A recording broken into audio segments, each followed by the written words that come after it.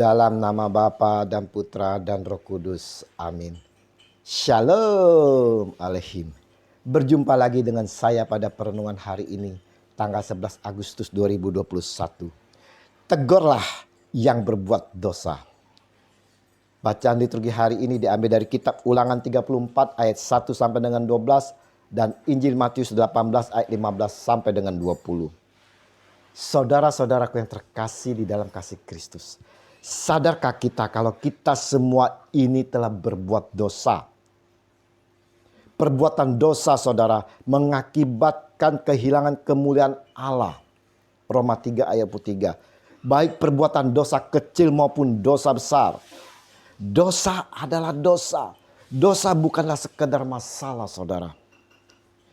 Orang berbuat dosa disebut orang sesat. Orang yang hilang yang harus dicari. Karena Allah tidak suka ada yang hilang, saudara. Allah tidak suka ada anak-anaknya yang tercecer. Tujuan akhir dari pencarian orang sesat ini agar mereka memperoleh keselamatan.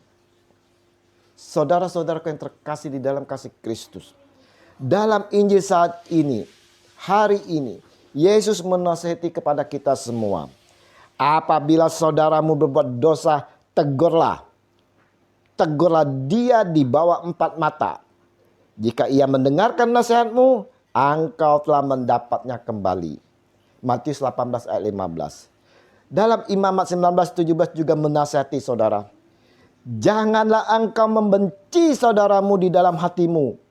Tetapi engkau harus berterus terang menegur orang sesamamu. Dan janganlah engkau mendatangkan dosa kepada dirimu karena dia.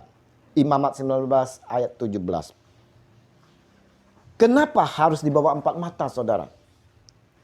Agar dia merasa tidak dipermalukan dan agar dia lebih terbuka mengungkapkan segalanya. Harus ditegur dengan baik, penuh kasih, tidak menyudutkan.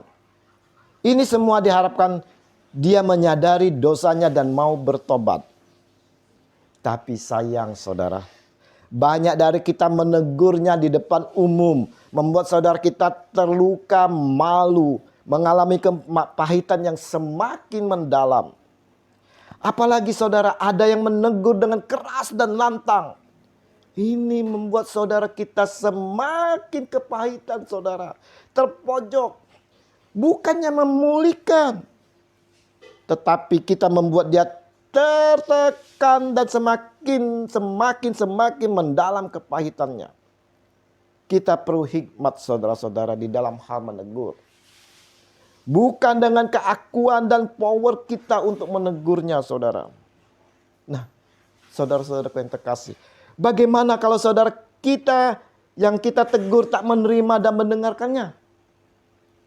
Disampaikan Yesus dalam Injil hari ini, saudara. Jika ia tidak mendengarkan engkau, bawalah seorang atau 2 orang lagi, supaya atas keterangan 2 atau 3 orang saksi perkara itu tidak disangsikan. Matius 18 ayat 16. Hal saksi ini tertulis pula di dalam kitab Ulangan. 1 orang saksi saja tidak dapat menggugat seseorang mengenai perkara kesalahan apapun atau dosa apapun yang mungkin dilakukannya. Baru atas keterangan 2 atau 3 saksi perkara itu tidak disangsikan. Ulangan 19 ayat 15. Dan perlu diingat, saudara-saudara, bahwa di mana ada 2 atau 3 orang berkumpul dalam nama Yesus, Yesus hadir di situ.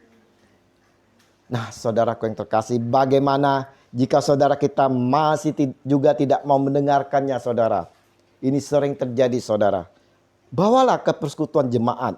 Kesaksian 2 atau 3 orang jemaat sangat kuat untuk membantu penyelesaian masalah di persekutuan jemaat. Lebih baik diselesaikan melalui jalur persekutuan jemaat daripada melalui jalur hukum, saudara. Injil hari ini mau menyampaikan kepada kita semua sebagai anak-anak Tuhan yang diberkati. Jika ada saudara kita yang tersesat, saudara, berbuat kesalahan, dosa, hendaklah kita mau mencarinya, mendatanginya dan menasihatinya, saudara. Menegurnya dengan penuh hikmat. Kita perlu lakukan secara penggembalaan dan pemuritan. Jangan kita lepaskan, saudara. Jangan biarkan begitu saja. Lakukanlah dengan baik, penuh kasih dan takut akan Tuhan.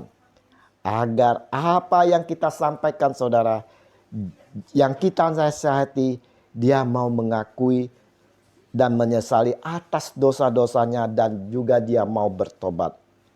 Dengan demikian saudara, kita akan memperoleh keselamatan dari Allah Tuhan kita Yesus Kristus. Mari saudara, kita mau ambil tanggung jawab penggembalaan ini. Ini bukan saja tanggung jawab pastor, pradiakon, suster, pendeta saudara. Tapi tanggung jawab kita semua yang mengaku sebagai anak-anak Allah yang telah diberkati. Maukah kita lakukan tugas penggembalaan ini saudara? Mintalah hikmat dari Roh Kudus agar kita dimampukan menjalankannya. Kemuliaan kepada Bapa dan Putra dan Roh Kudus, seperti pada permulaan, sekarang, selalu, dan sepanjang segala abad. Amin. Dalam nama Bapa dan Putra dan Roh Kudus. Amin. Shalom.